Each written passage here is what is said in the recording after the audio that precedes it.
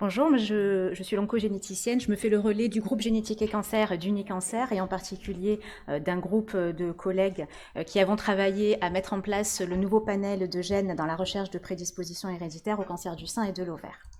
Je vais passer assez vite sur le contexte qui a été détaillé par le docteur Noguès et le docteur Caron à la session d'oncogénétique de mercredi après-midi. Ils ont insisté sur l'apport du séquençage au débit qui a permis d'identifier de nouveaux gènes et d'analyser de plus en plus de gènes dans les recherches de prédisposition au cancer en particulier, en ayant en tête que classiquement, quand vous nous adressez des patientes en oncogénétique, les analyses BRCA1, BRCA2, bien qu'on les sélectionne, ne permettent de trouver que 10%, moins de 10% de mutations parmi toutes les patientes que vous nous adressez. Donc c'est bien le reflet qu'il y a d'autres facteurs génétiques à rechercher et l'amélioration des connaissances en estimant un petit peu mieux les risques de cancer associés à ces nouveaux gènes a fait que nous nous sommes penchés dans ce groupe de travail en faisant une étude exhaustive bibliographique poussée qui a permis d'élaborer des recommandations en 2017. Donc fin 2017, le GGC Unicancer a proposé ce nouveau panel de 13 gènes sein-ovaire qui a fait l'objet d'une publication un an plus tard. L'objectif, c'était vraiment d'aider à homogénéiser les pratiques, c'est-à-dire qu'une patiente soit suivie pour un cancer du sein à Caen ou à Lille, que si elle relève d'une analyse oncogénétique, qu'elle puisse bénéficier de l'analyse d'un panel sensiblement similaire, quelle que soit la plateforme de génétique dont elle dépend.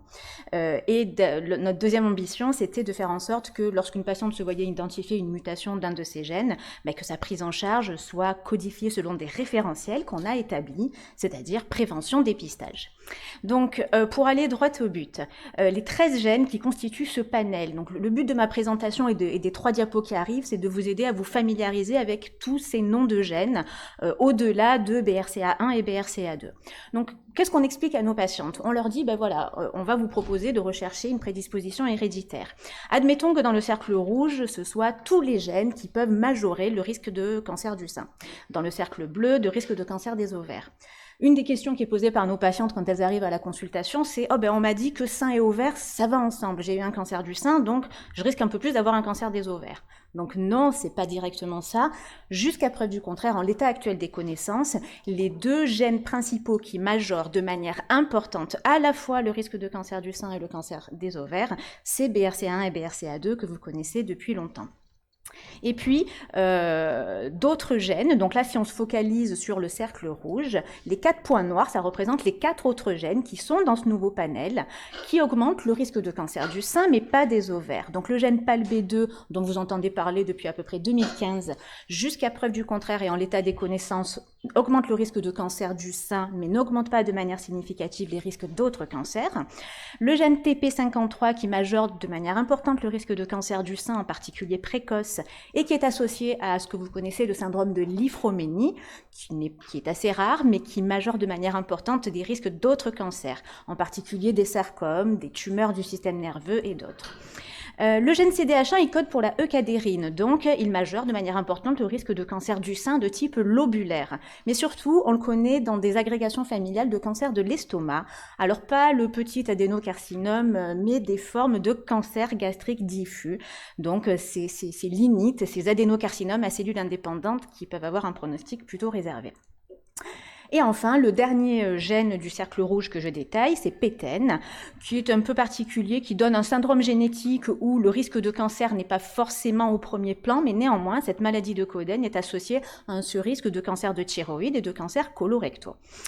Et puis, on précise à la patiente que si on se met du côté du cercle bleu, il y a des gènes qui majorent le risque de cancer des ovaires, mais pas forcément de risque de cancer du sein.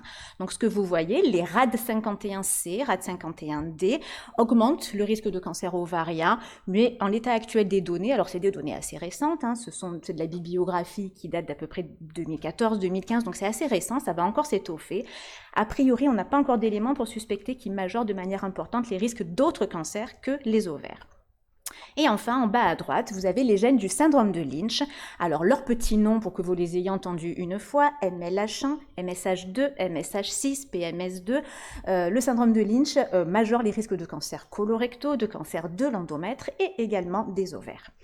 Et puis, ce sur quoi on insiste beaucoup avec nos patientes, c'est que C'est bien, maintenant on analyse 13 gènes, avant on n'en faisait que 2. Malgré tout, il va y avoir beaucoup d'ailes de formes familiales de cancer sein ouvert où on ne va rien trouver. On n'a trouvé aucune mutation de ces 13 gènes. Donc c'est bien la preuve qu'il y a probablement plein d'autres petits points dans notre schéma, des gènes qu'on ne connaît pas encore ou qui sont encore pas très bien caractérisés, qui font l'objet de protocoles de recherche. Donc, en synthèse, vous nous adressez une patiente pour qui vous suspectez une prédisposition héréditaire à ces cancers. On va lui proposer l'analyse de ce panel de 13 gènes, l'analyse constitutionnelle. Donc là, je parle bien d'analyse du patrimoine génétique, à la différence des analyses tumorales, somatiques, que vous pouvez, vous, oncologue ou chirurgien, être amené à prescrire à visée theranostique pour trouver des cibles thérapeutiques. Là, je parle d'analyse constitutionnelle. Si on détecte une mutation sur un de ces gènes, donc si la patiente est porteuse à l'état germinal d'une mutation d'un de ces gènes, il faut qu'on la prenne en charge, elle et ses apparentés. Donc si c'est une mutation qui est détectée sur l'un des gènes du cercle rouge, eh bien on va assurer, comme on en a l'habitude, les mesures de dépistage et de prophylaxie au niveau des seins. Donc dépistage mammaire intensifié, IRM, mammographie, échographie, tous les ans, on commence un peu jeune, ou bien, si la patiente le désire, l'alternative d'une mastectomie prophylactique. Et puis inversement, si c'est une mutation sur l'un des gènes du cercle bleu, cette patiente ne va pas relever forcément d'une surveillance mammaire accrue, mais par contre relever d'une indication d'annexectomie prophylactique. Et puis, tout à l'heure, je vous ai détaillé les autres gènes qui peuvent majorer des risques d'autres cancers. Donc, il y a d'autres risques à prendre en charge. Par exemple, si on identifie une mutation du gène TP53, vu les risques de cancer, ces patientes peuvent relever d'un dépistage par IRM cérébral, par IRM corps entier. Si on identifie une mutation du gène PTEN, alors là, il y a tout un référentiel de la maladie de Coden que je ne détaille pas. On surveille la thyroïde, on fait des coloscopies. Si on identifie une mutation du gène CDH1, alors là, c'est un peu particulier. Il n'y a pas beaucoup de familles concernées, mais ces patientes ont un risque très important de cancer agressif de l'estomac qu'on n'arrive pas à dépister et qui peut être difficile à guérir. Et dans ces familles-là, les patients peuvent relever d'une gastrectomie prophylactique. Et enfin, si je me positionne sur les gènes du syndrome de Lynch, vous savez qu'il y a tout un suivi adapté, coloscopie, suivi pelvien pour le risque de cancer de l'endomètre. Donc, pour synthétiser tout ça, si vous êtes en consultation avec un de vos patients et que vous ne vous souvenez plus de ce que contient ce panel, vous allez sur votre moteur de recherche, vous tapez groupe génétique et cancer, Unicancer. Vous tombez sur cette page et à la fin de cette page, vous avez un récapitulatif de tout ce que je viens de vous expliquer.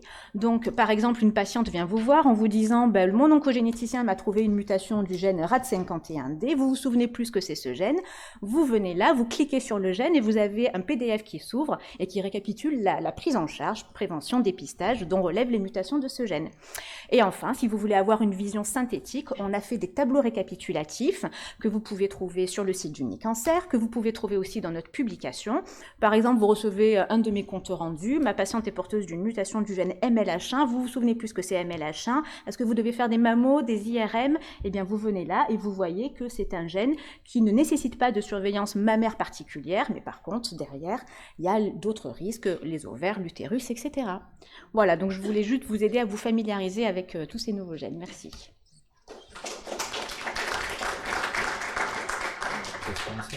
Une question? Oui, madame.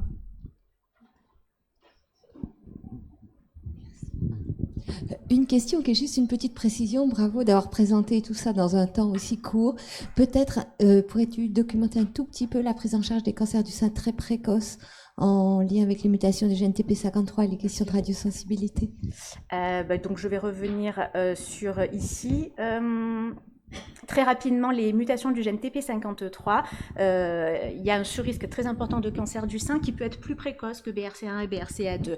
Donc on ne va pas forcément attendre 30 ans, on va commencer à mettre en place un suivi à partir de l'âge de 20 ans. Et ces patientes-là, du fait de la mutation TP53, les cellules présentent une radiosensibilité très particulière. Donc si on le peut, on essaye d'éviter les mammographies systématiques. Et donc annuellement, ça va reposer sur l'IRM, sur l'échographie des seins, à partir de l'âge de 20 ans. La mammographie n'est pas contre-indiquée, mais simplement réservée en deuxième intention si l'IRM ou si l'échographie, il y a un point d'appel.